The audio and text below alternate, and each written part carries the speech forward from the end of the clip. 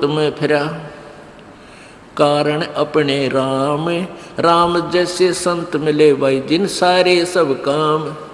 पर्वत परमात्मा की तलाश में जहाँ भी जिसने बताया वहीं पहुँच गए। कोई की तो गुफा में महात्मा बैठा है, कि तो फुलानी जगह बैठा है, पर्वत पर बैठा है, जंगल में बैठा है, या किसी नगर गांव में, हम वहीं पहुँचे। जब तक वो संत नहीं मिले जो परमात्मा जैसे गुणों, परमात्मा से जो गुण हमें चाहिए थे उस संत के पास मिले, तो कहते राम जैसे संत मिले, जिन सारे सब काम। अब देखो, आपको प्रमाण देते हैं ये कितने अनाड़ी थे, जिनको ऋषि महर्षि कहा करते थे। देवताओं के गुरु बृहस्पति जी, देवताओं के गुरु बृहस्पति जी, इन ब्रह्मा विष्णु महेश्वर के भी सबके गुरु बृहस्पति जी। अब बृहस्पति जी के बोल देख सुनाता हूँ आपको, वो के जाने थे, कितना ज्ञान था उनको, और वेदों के ज्ञाता को वहाँ में। ये देखिएगा श्रीमद् देवी भागवत, यानी देवी पुराण, दुर्गा पुराण, इसमें 282 और 83 पृष्ठ पे बृहस्पति जी के विचार। ये देखिए 5वां स्कंद, ये कहाँ से प्रकाशित है ये सारे दिखाते हैं। श्रीमद् देवी भागवत, संपादक हनुमान प्रसाद पोदार, चिमन लाल गोस्वामी, प्रकाशक में मुद्रक हैं गीता प्रेस गोरखपुर, गोविंद भवन कार्यालय कोलकाता का संस्थान। इसके 5वें स्कंद में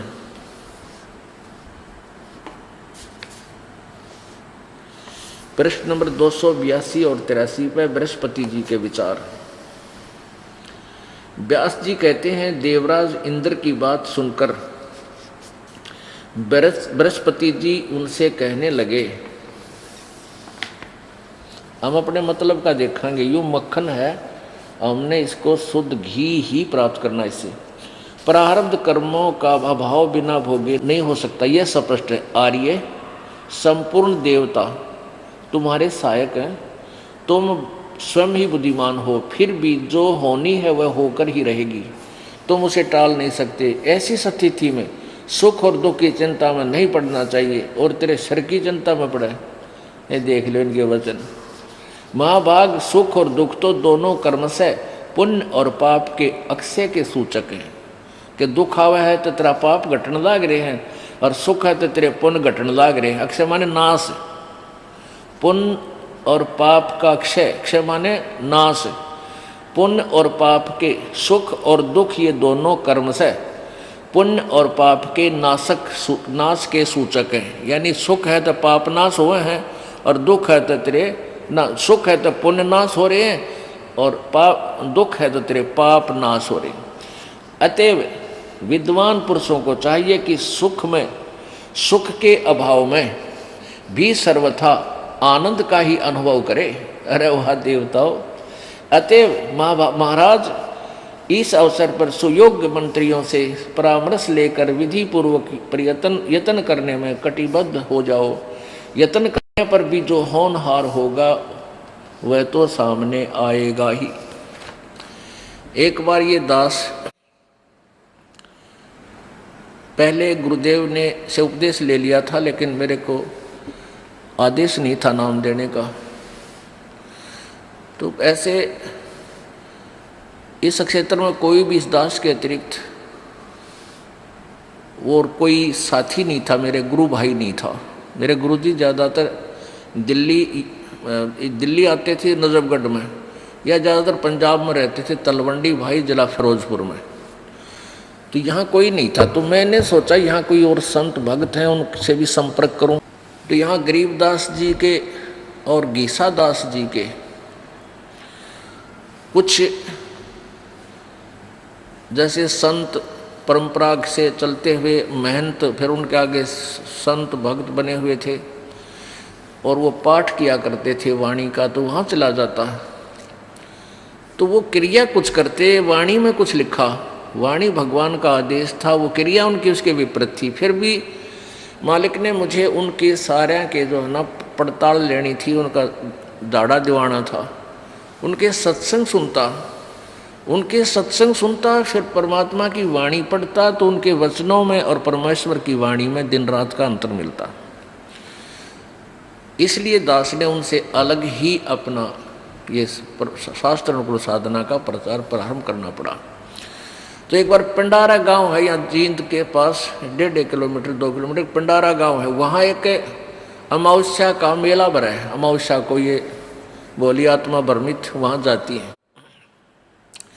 और वहाँ पर घिसा पंथियों का एक आश्रम, और वहाँ 3 दिन का पाठ किया करते गरीबदास जी की वाणी का। तो ये दास वहाँ चला गया, और वहाँ महन ये संत हुआ कर लाल लत्ते पहन के, और उनको आमंत्रित किया जाता था। करते हैं वो, कोई किसी डेरे का, कोई किसी डेरे का, तो उनको बुला रखा। और वहाँ पर 100-150 आदमी भी भगत भी जा रहे श्रोता। तो उनमें से एक जो है ना, पहले तो संस्कृत बोला है और फिर वचन करे, तो सारे के सारे जो श्रोता थे वो जो कहने लगे वह महात्मा ते यो पड़ा है। तो वो क्या करे, वो क्या कह रहा था कि भाई ये दुख और सुख तो मनमान्य के होते हैं, मान ले तो सुख है, नहीं तो मान ले तो दुख है। और इसलिए दुख क्यों होता है कि हम अपने आप को एक जीव समझते हैं, हम अपने आप को शरीर मान रहे हैं, और इसलिए हम शरीर को कोई दुख होता है तो हम दुखी हो जाते हैं। हमने मान लेना चाहिए कि हम शरीर नहीं है, क्योंकि हम तो आत्मा है, आत्मा को कोई कष्ट नहीं होता, ये तो अजर अमर है, सुख दुख से नहीं है।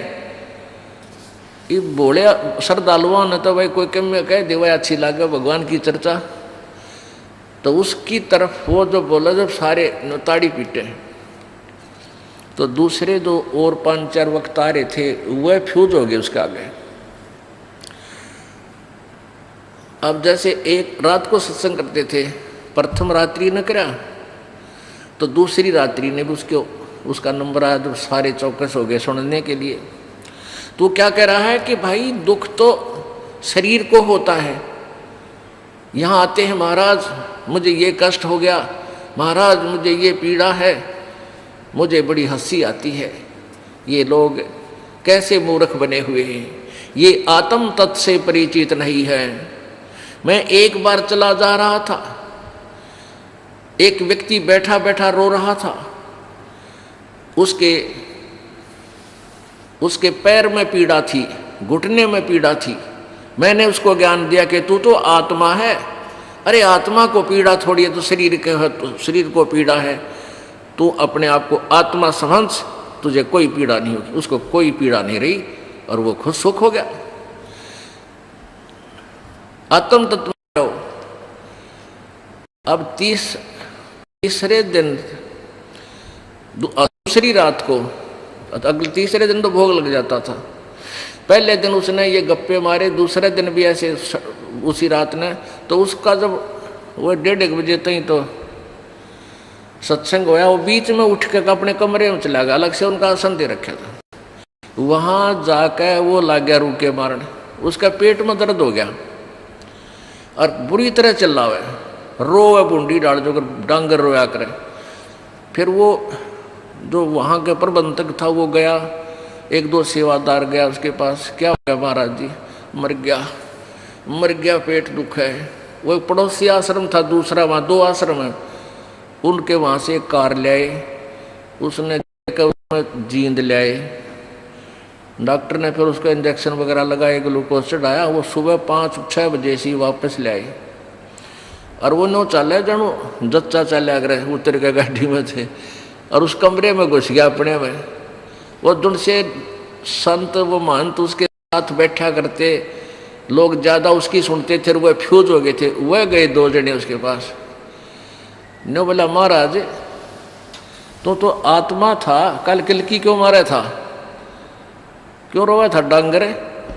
तो यहाँ कहने का भाव ये इस तरह की थ्योरी थी इन लोगों की। अध्यक्ष क्या कह रहे हैं, बृहस्पति जी के बोल फिर सुन लो एक बार, देखो।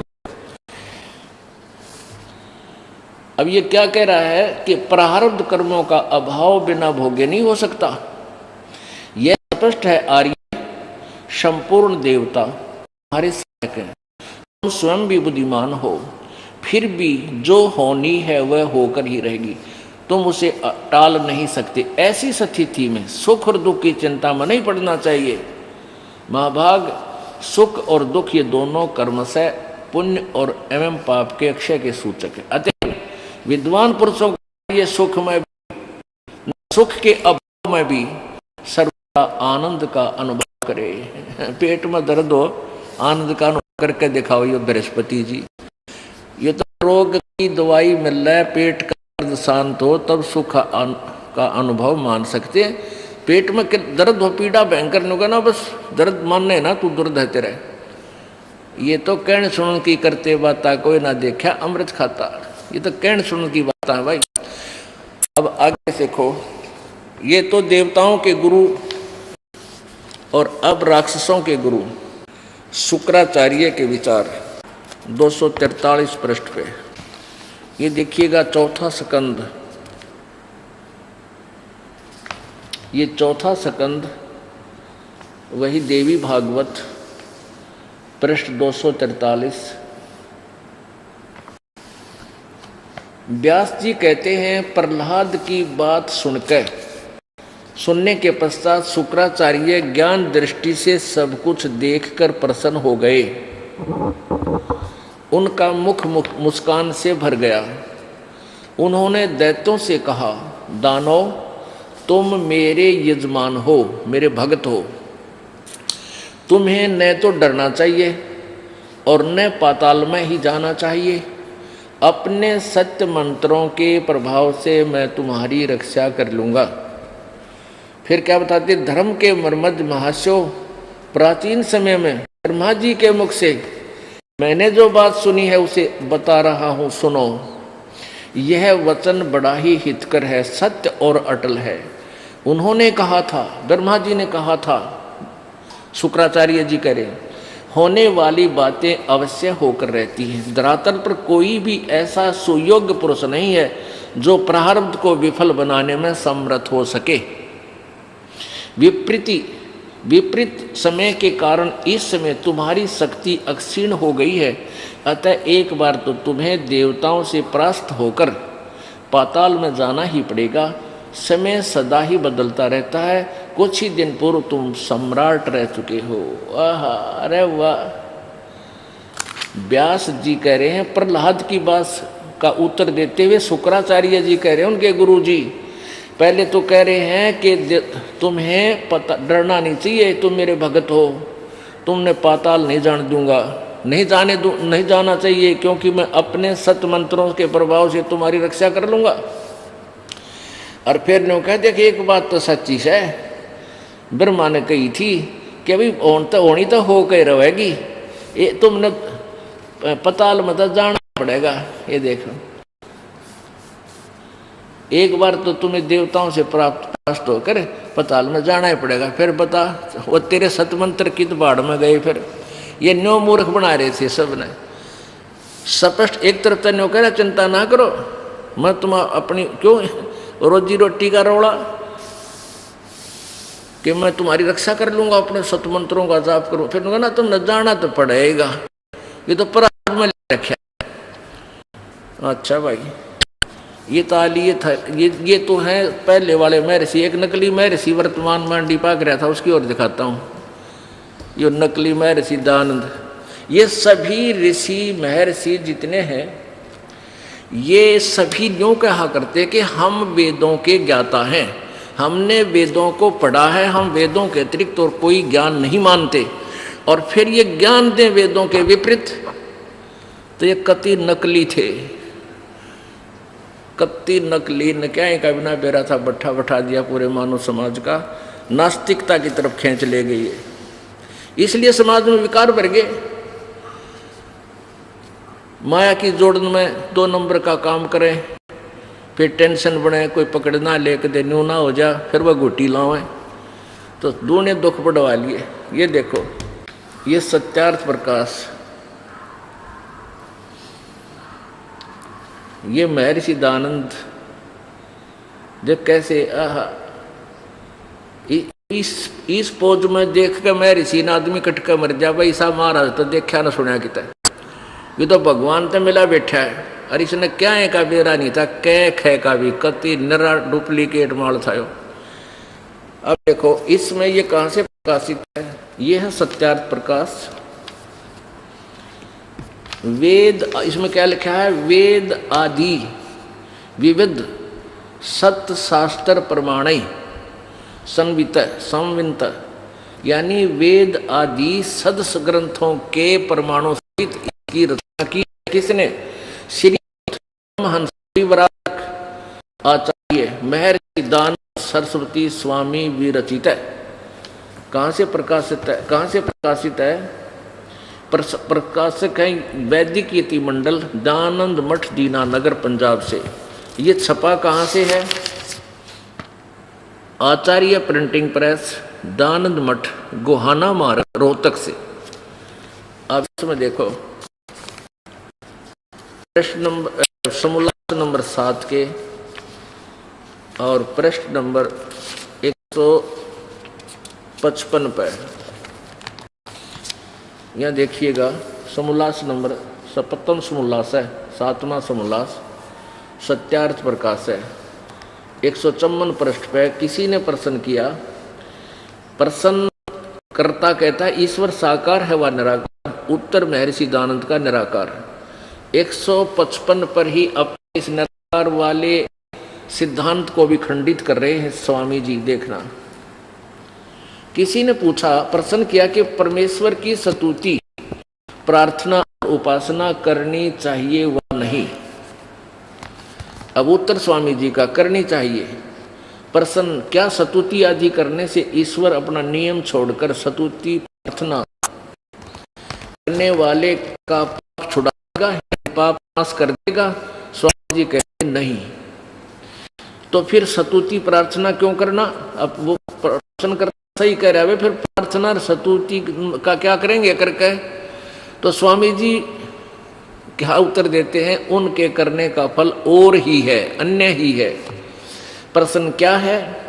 उत्तर, स्तुति से ईश्वर में प्रीति, उस गुण कर्म स्वभाव से अपने गुण कर्म स्वभाव का सुधरना,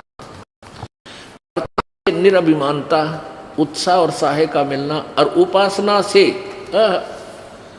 उपासना से परब्रह्म से मेल और उसका साक्षात्कार होना। अब इस निराकार की थ्योरी को इसने अपखंडित कर दिया कि परब्रह्म से मेल हो जाता है और उसका साक्षात्कार हो जाता है। साक्षात्कार तो साकार से हो सके, निराकार का साक्षात्कार क्या? अब बात रही कि पाप नाश नहीं होते साधना करने से। स्वामी जी कहते हैं भगवान की भक्ति करने से पाप नाश नहीं होते। तो पुण्यात्माओं, तो फिर भक्ति की आवश्यकता ही समाप्त हो जाती है। ध्यान से ये भूतांतर, ये इन के बकाए साधना कर रहे थे नकली ऋषियों के भी। तुम्हारा सौभाग्य पुण्यात्माओं, तुम्हें ये मार्ग मिल गया ना, तुम भी निकल की मारो किसी का मां बढ़ के। अब शांत ध्यानपूर्वक सुनो। अब जैसे स्वामी दानंद जी का विधान और अन्य जितने भी और गुरु आपने सुना, इनका अपनी सोच है, क्योंकि इनके पास वो मंत्र साधना नहीं थी जिसने पाप नाश हो सकता, जो वेदों में प्रमाण है। अब स्वामी जी दानंद जी कह रहे हैं कि उपासना भक्ति से, भगवान की भक्ति से, उपासना से पाप नहीं कट सकते, पाप नाश नहीं हो सकते। तो क्या ये भक्त, क्या ये ऋषि हो सकता है जो ऐसे विचार रखता है? जैसे कोई उसने बहुत बड़ा बोर्ड लिखा है वेद का, उससे मिलता है और कहता है, पूछता है क्या औषधि खाने से रोग नाश हो सकता है? और वो उत्तर देता है सामने वाला कि नहीं, औषधि खाने से रोग नहीं कट सकता। तो प्रश्न करता कहे फिर औषधि किस लिए खावा भाई, जब रोग ना कटे? वो उत्तर देवे कि औषधि खाने से तू पहलवान बन जाएगा, रोग नहीं कटे, तो भाई क्या वो वैध है? होता कति डुप्लीकेट आदमी है, डुप्लीकेट, उसने पता ही नहीं कह खे का भी, ऐसी थ्योरी। और कोई ये कहे, बोर्ड लगा रखा है साबुन विक्रेता थोक का, और उससे कोई पूछे भी साबुन का तू बड़ा जानकार है, क्या साबुन कपड़े का मैल छुड़ा देगा? और वो ने होगा नहीं, कपड़े का मैल नहीं छुड़ा सकता साबुन। तो वो फिर भाई साबुन का फायदा क्या है? प्रयोग करना चाहिए, भगवान की उपासना करनी चाहिए, लेकिन साबुन मैल नहीं छुड़ावे और क्या करेगा? कपड़े को मजबूत बना देगा। ऐसा सिद्धांत, ऐसा विधान इस कथित महर्षि दानंद का है। तो क्या ये महर्षि हो सकता है?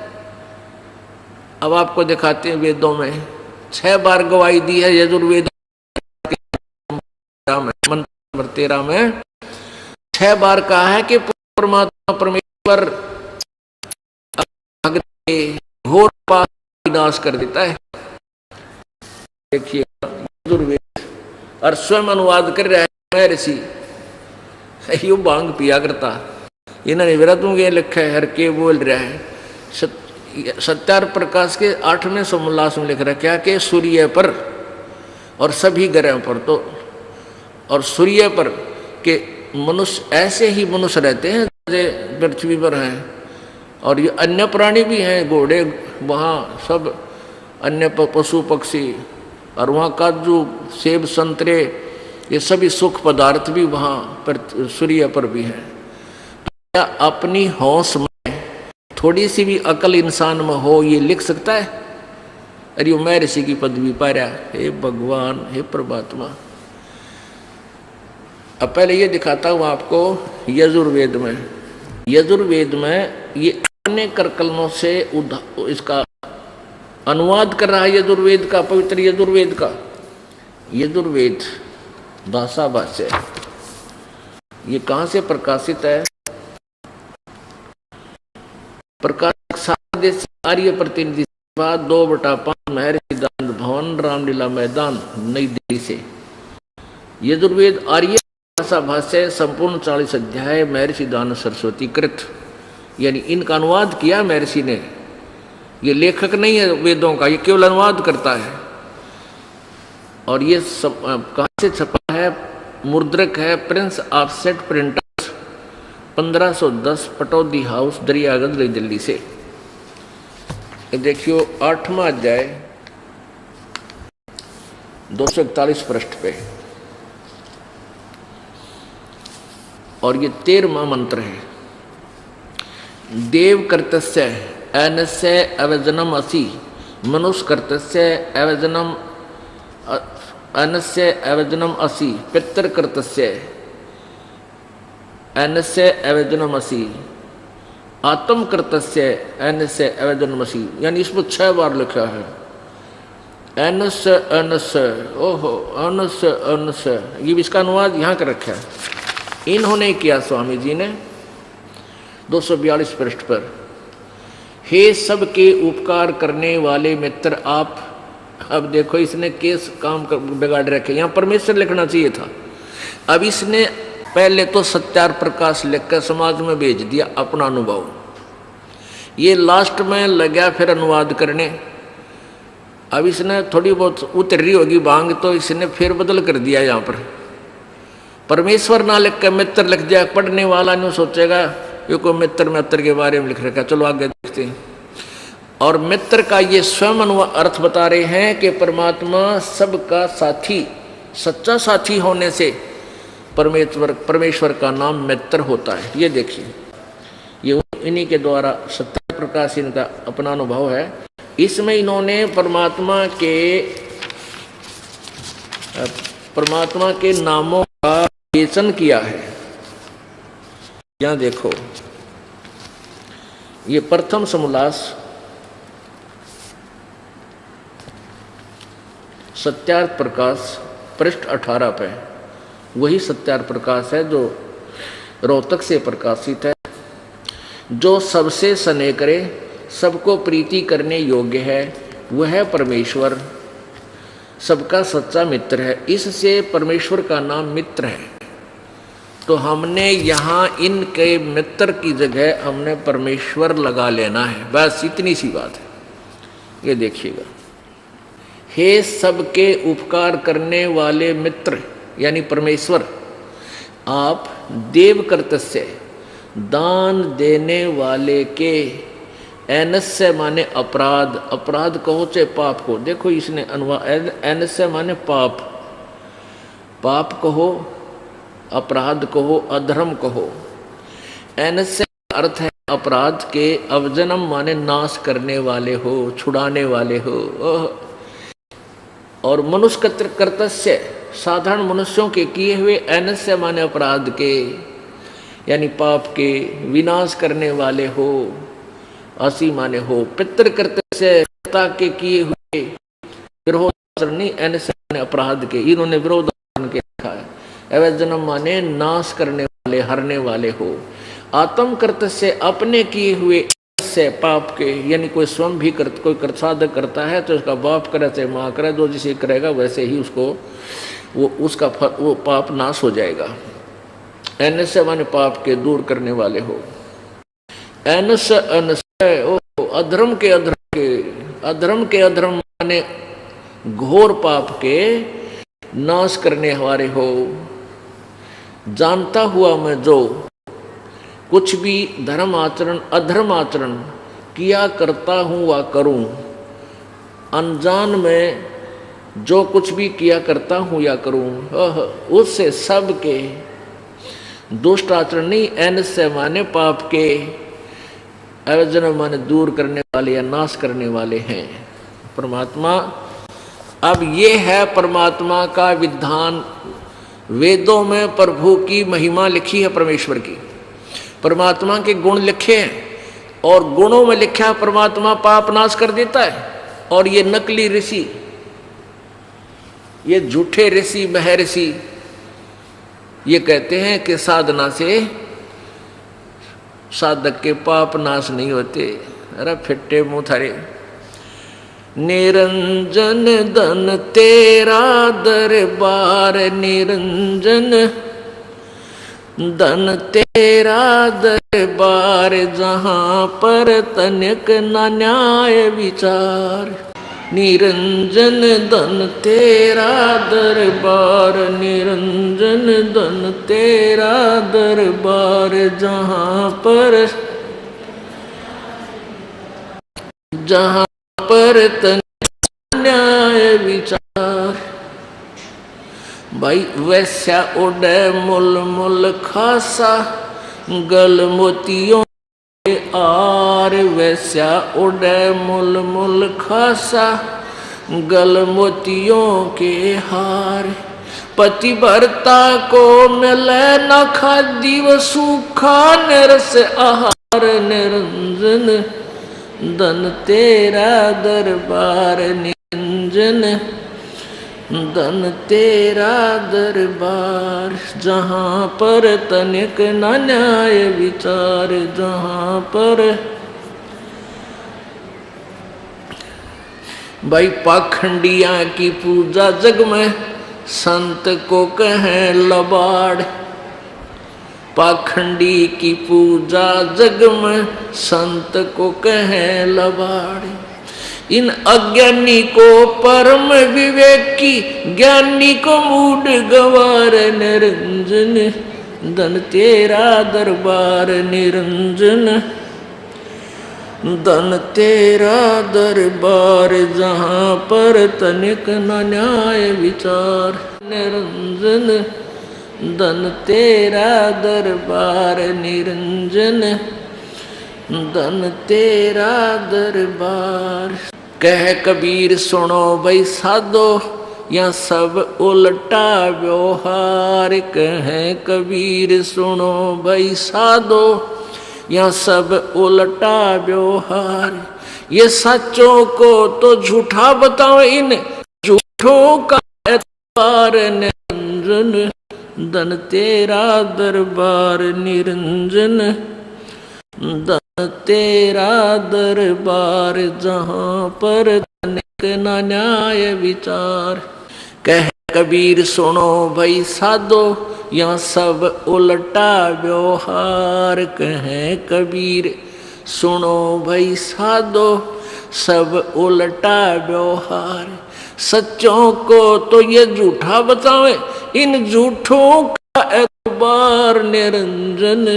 धन तेरा दरबार निरंजन, धन तेरा दरबार जहाँ पर तनिक न न्याय विचार। परमात्मा कहा करते थे, जब ही सतनाम हृदय धरो बाई भयो पाप को नाश। जैसे चिंगारी अग्नि की बाई पड़े पुराने घास। तो कबीर जी की इन बातों को ये नकली ऋषि महर्षि ने क्या करते, ये झूठा है कबीरता है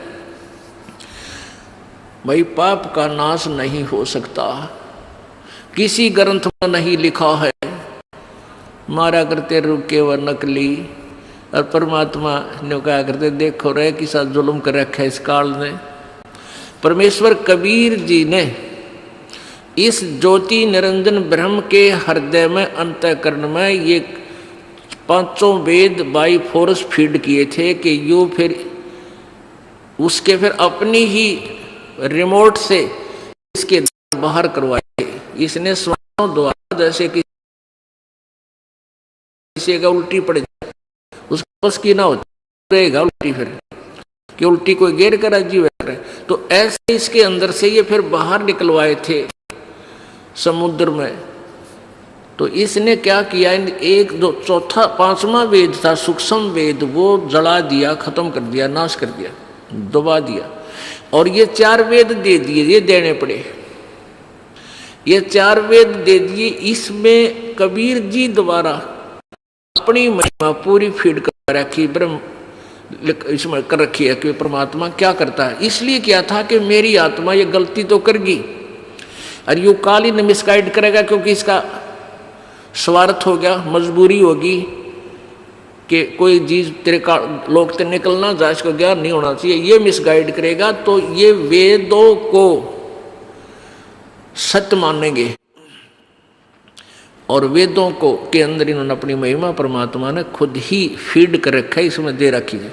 तो ये वेद जो है ये गॉड गिवन है उस परमेश्वर कबीर जी द्वारा इसके हृदय में, और फिर काल ने आगे ये वेद ज्यों के तो अपने पुत्र ब्रह्मा को दे रखे थे। और वेद ये कहते थे कि वेदों में ऐसा लिखा है, वेदों में ऐसा लिखा है, कहीं नहीं लिखा ऐसा कि अनेक परमात्मा हो, कहीं नहीं लिखा ऐसा कि परमात्मा प्रभु परमेश्वर पाप नाश करता है। और वेदों में क्या पढ़ा आपने लिखा। तो पहले यही कारण रहा कि हम अशिक्षित थे, हमारे पूर्वज, और ये नकली केवल एक संस्कृत भाषा जाने थे, इनको विद्वान कहा करते हैं। यजुर्वेद अध्याय नंबर 40 के श्लोक नंबर 10 में बताया, 10 से 13 में 2 बार लिखा है कि परमात्मा की वास्तविक जानकारी तो तत्वदर्शी संत ही बता सकता है, यानी वो वेद ज्ञान से न्यारा है और वो संत भी कोई और है। और उसमें ये लिखा है कि कोई तो एक भाषा जान लेने से, यानी किसी को अक्षर ज्ञान हो गया किसी भाषा विशेष का, तो उसको विद्वान कहने लग जाते हैं, और जिसने अक्षर ज्ञान नहीं उसको अविद्वान कह देते हो। विद्वान और अविद्वान की परिभाषा भी वो तत्वदर्शी संत बताओगा।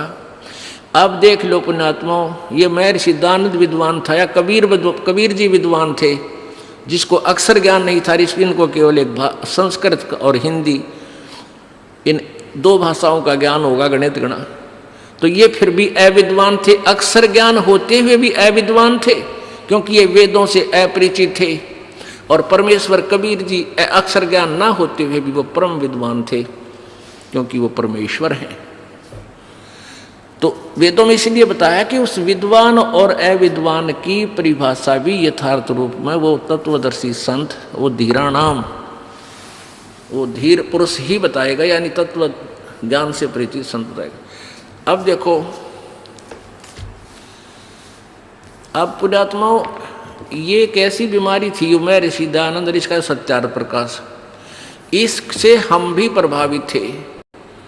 जब तक हमारे आँखों का मोतिया बंद नहीं हटा था तो हम इसको एक महर्षि आदर की दृष्टि से और सम्मान की दृष्टि से देखते थे। दंत कथा, लोक वेद, सुनी सुनाई बातों से, और इनके द्वारा इस सत्यार्थ प्रकाश की रचना को वेद ही समझते थे कि वेदों को इन्होंने सरल करके लिख दिया। और बड़े विद्वान इसके बारे में सुना जाता था कि ऐसे समाधिस्थ होकर के इसने परमात्मा से वेदों के अर्थ जाने और फिर सत्यार्थ प्रकाश में लिखा और वेदों का अनुवाद किया। इसने कह का बिना बेरा था वेदों के बारे में। सत्यार्थ प्रकाश में क्या लिखा इसने, भांग पीने वाले ने, कि सूर्य पर मनुष्य रहते हैं। पहले तो ये दिखाऊं, यो भांग पिया करता है। ये देखो आत्मकथा, ये है दयानंद सरस्वती आत्मकथा, वैदिक पुस्तकालय। इसने अपनी कथा आप लिख कर दी थी, ये प्रकाशित करवाई गई है। वैदिक पुस्तकालय, दयानंद आश्रम, केसरगंज, अजमेर तय। मुद्रक है वैदिक यंत्रालय, केसरगंज, अजमेर। प्रकाशक है वैदिक पुस्तकालय, केसरगंज, अजमेर। अब देखो इसके, इसने खुद लिख कर दिया है एक जगह इसमें। ये देखो 12 पृष्ठ पे, 22 पृष्ठ पे आत्मकथा। तत्पश्चात जिस वस्तु की खोज में था उसके अर्थ, उसके लिए आगे को चल दिया। और आसूद सुदी 2 संवत 1913 यानी 1856, जो 1857 में हुआ था, वो स्वतंत्रता संग्राम बतावे हैं। तो यो तो भांग पिए पड़ा था 1856 में, किसका वीर था। सुदी संवत 1913 यानी 1856 को दुर्गा कुंड के मंदिर पर जो चंडालगढ़ में है पहुंचा, वहां 10 दिन व्यतीत किए। वहां मैंने चावल खाने सर्वथा छोड़ दिए और केवल दूध पर अपना निर्वाह करके दिन रात योग विद्या के अध्ययन और अभ्यास में तत्पर रहा। दुर्भाग्यवश वहां मुझे एक बड़ा दोष लग गया, अर्थात भांग पीने का स्वभाव हो गया। सो कई बार उसके प्रभाव से मैं सर्वथा बेसुध हो जाया करता। अरे वाह महर्षि, खा लिया खून तुमने। अब देख कितना मूर्ख बना रहा है। का मैंने वहां चावल तक खाने छोड़ दिए और भांग पीने लग गया। अन्यों के योग अभ्यास में तत्पर रहता था, बड़ा ध्यान लगाया करता, तो भांग पिया फिर बेसुध हो जाया करता। इसकी कोई सी थ्योरी जो चढ़की है, इसका जो बोल रहा है, ये भांग पीता रहा आखिरी सांस तक। अब इसके जो अनुयायी हैं, इसकी इन उत्पन्ना पर माटी डालने के लिए कहते हैं न, बाद में छोड़ दी थी। अरे साधना का पीवे, इब आपने नाम ले रखा, साधना शुरू कर दी और आप फिर बीच में भांग पीओ हो, शराब पीने लगे, बीड़ी पीने लगे, तो आपकी साधना कहाँ रहेगी? आपका तो नाम खंड हो गया, आप तो भक्ति रहित हो चुके हो। बताओ, नो का फिर छोड़ दी थी, फिर तो आप पर छूट गई, मेरे बात से करा कि किसी और नियम धक्के खा रहा होगा। अब इसने सत्यार्थ प्रकाश लिखा, तब भी ये भांग पीता था। ये प्रमाणित करता है, ये दास करके दिखाऊंगा आपको। अपने आत्माओं, पहली बात तो ये देखो, जब किसी ने पूछा कि परमात्मा की उपासना से क्या पाप नाश हो सकते हैं, और वो नौकर नहीं, उपासना से पाप नाश नहीं होते और उपासना करनी चाहिए। कोई कहे कि साबुन लगाने से साबुन से मैल छूट जाएगा, तो साबुन विक्रेता बना हुआ नकली वो यूं कहे कि साबुन तो लगाना चाहिए पर साबुन तो मैल तो ना कटे, तो क्या वो उसमें है? जरूर कोई नशे में बैठा ना, ये बातों को बोल ले नहीं सकता। साबुन लाने की सलाह दे और फिर नु कहे साबुन तो मैल नहीं कटे, कहते कति बोली बूझ मेंटल, और या कति नशे में बैठा नो गुड्ढो कति टोन होया, इस तरह की बातें वो बोल सकता है ना। एक महर्षि ये शब्द कह दे, और ये भाषा इसकी है। और फिर सूर्य पर किसी ने पूछा, सूर्य पे, चांद पे इन ग्रहों पर, क्या वहाँ भी मनुष्य की तरह, पृथ्वी की तरह सृष्टि है? हाँ, वहाँ भी है, ऐसे मनुष्य हैं, ऐसे वहाँ सारे पदार्थ हैं, काजू किस्मत सेब संतरे। क्या इन वेदों को वहाँ भी पढ़ा जाता है ऋषि जी? हाँ, इन वेदों को सूर्य में पढ़ते हैं। ये देखो, दिखाता हूँ, खाली आंखों ने। अब इनका इस अज्ञान रूपी गोबर इस लाल का ऊपर डाल रखा है कबीर परमात्मा पे, कि यो कबीर जी के ज्ञान को दबा रखा है। उस ज्ञान को ऊपर लाने के लिए पहले इनके द्वारा गिरा गया अड़ंगा हटाना पड़ा। जब वो लाल चमकेगा तब लाल आपके सामने आएगा। जब तक इनके द्वारा किया गया अड़ंगा, डाला गया कूड़ा ऊपर से हटा नहीं दिया जाएगा, तब तक आप लाल को पहचान नहीं सकते, क्योंकि उसका स्वरूप बिगाड़ दिया इन्होंने। 8वें समोल्लास में कति लास्ट में ये देखो, अष्टम समोल्लास 197 पृष्ठ पे, ये वही सत्यार्थ प्रकाश है जो अभी आपको दिखाया था पहले। ये कहाँ से प्रकाशित है? ये वही सत्यार्थ प्रकाश है, वैदिक इति मंडल, दानंद मठ दीनानगर पंजाब से प्रकाशित है। और आचार्य प्रिंटिंग प्रेस, दानंद मठ गोहाना मार्ग रोहतक तक ये मुद्रित है। इसके 197 पृष्ठ पे 8वां समोल्लास।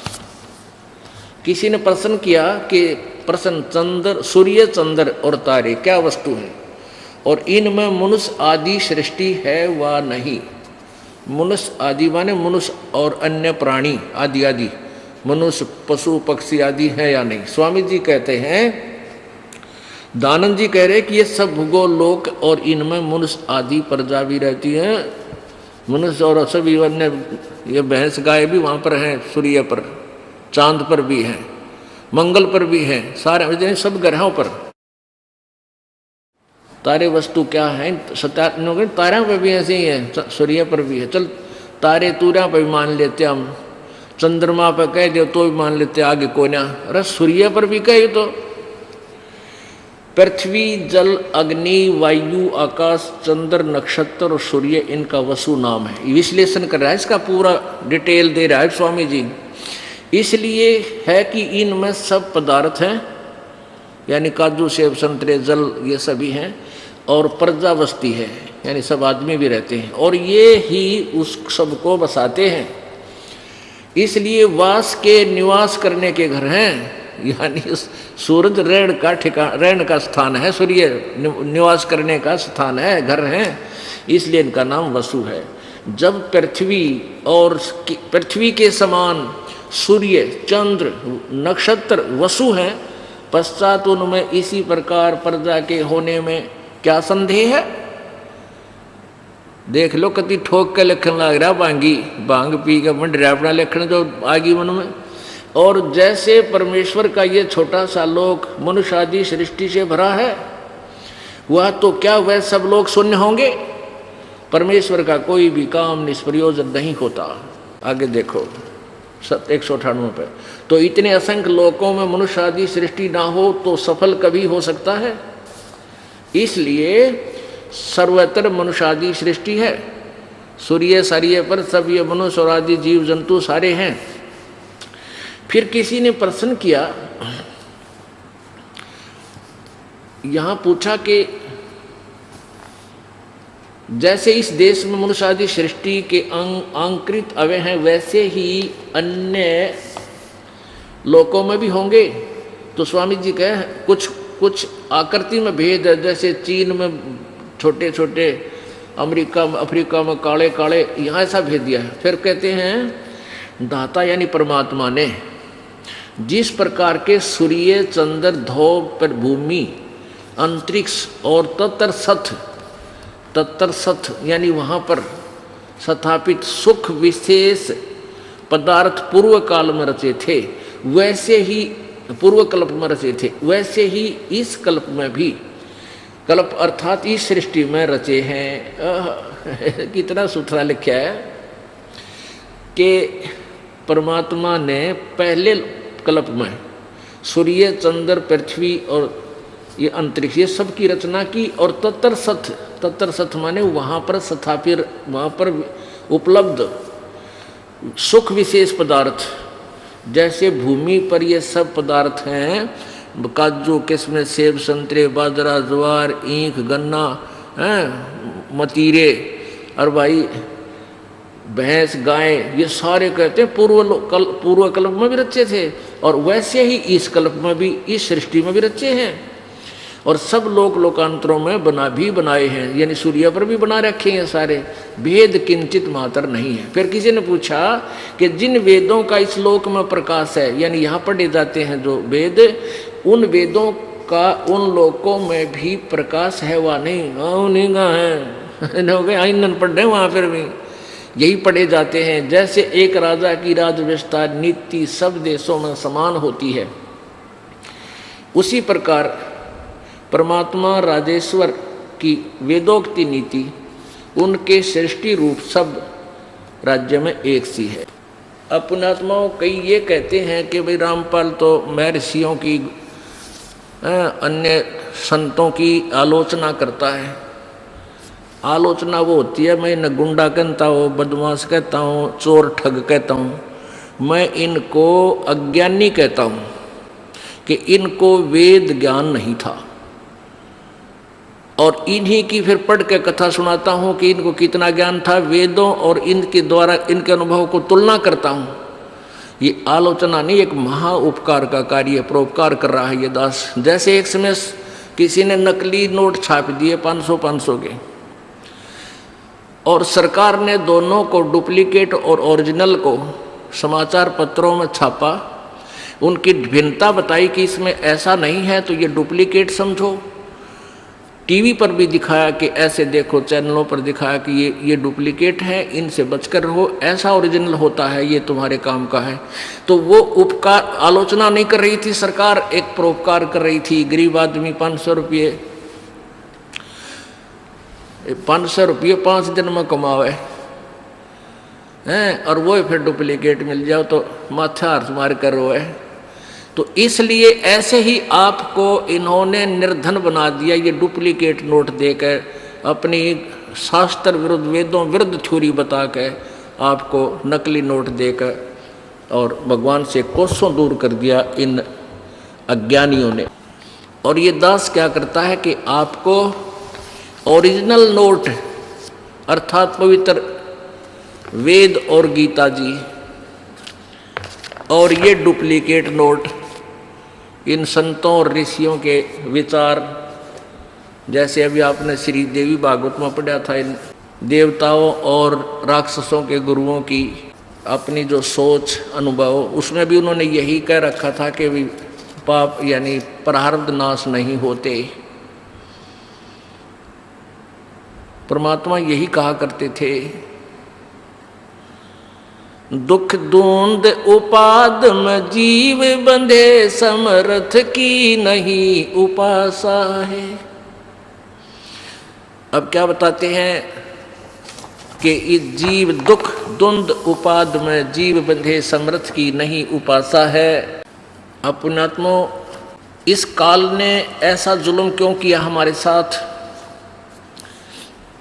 इसलिए करना पड़ा कि कहीं इस जीव को परमेश्वर का ज्ञान ना हो जा, और यदि इसको सतलोक का पता लग गया, ये सारे भाग जाएंगे यहाँ से। अब कौन पीछे रहेगा? जब आपको ये पूरा विश्वास हो जाएगा कि कोई स्थान ऐसा है जहाँ जाने के बाद कभी नहीं मरते, तो कौन पीछे रहेगा? कति बौड़ी बूझ। एक समय एक भगत को यह दास समझावा था, और वो ठीक सतीथि थी, 2 पैसे समय पर मिल रहे थे, अच्छी कार कोठी थी, समझा रहा था, ये सतलोक का ज्ञान बताऊं था। तो अच्छा ध्यान से सुनता नजर आया था, काफ़ी देर, कोई 1 घंटा सुनता रहा, सृष्टि रचना सुनाई।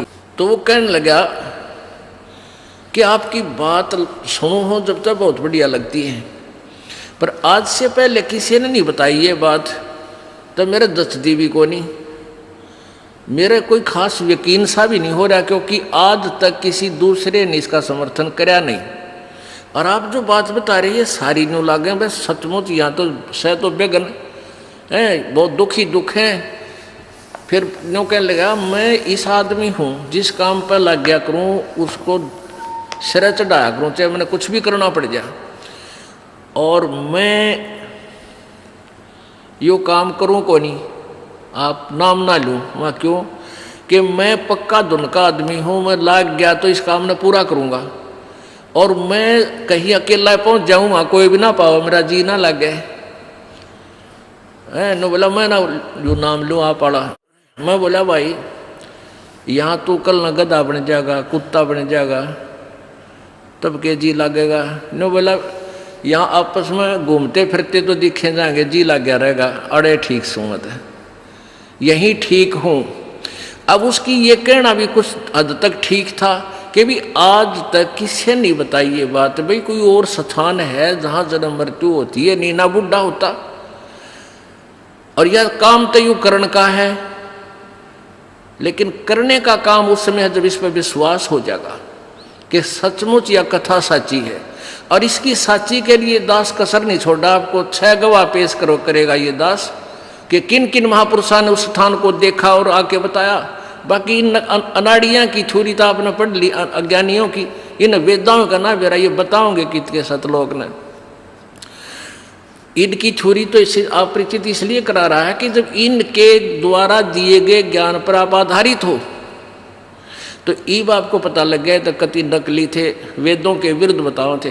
तो वो अब एक और हमें सपोर्ट मिलेगा, समर्थन मिलेगा उन महापुरुषों की वाणी को समझने में कि वो जो कह रहे हैं वो सच्ची कह रहे हैं। उन्होंने यही बताया था पाप नाश होंगे, यानी जब तक पाप नाश नहीं हुए तो अपराधी रह गया। अपराधी आदमी फिर कैसे वहाँ पहुँचेगा? पहले पाप नाश होंगे, आपको मांझ दो के स्वच्छ करेंगे प्रभु।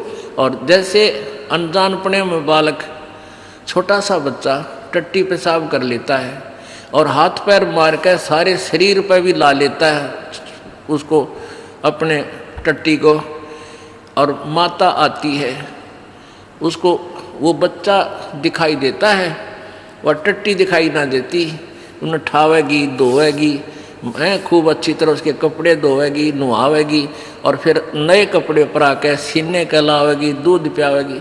तो आज हम गलती से जितने भी जो पाप हमारे से हो चुके हैं उसमें सने पड़े हैं। अब परमात्मा रूपी माता आवेगी, यानी भेज दिया योदास, भेज दिया अपना नौकर नौकरानी, भेज दिया आपके मैल पाप धोने खातिर। तो फिर वो उतना ही प्यारे लगते हैं, उनको सबको साफ करके सत्संग रूपी जल से और राम नाम के कपड़े पहना कर यह सत भक्ति रूपी दूध आपको पिला के और मैच्योर बना जाएगा, सतलोक भेजा जाएगा। बोलो सतगुरुदेव।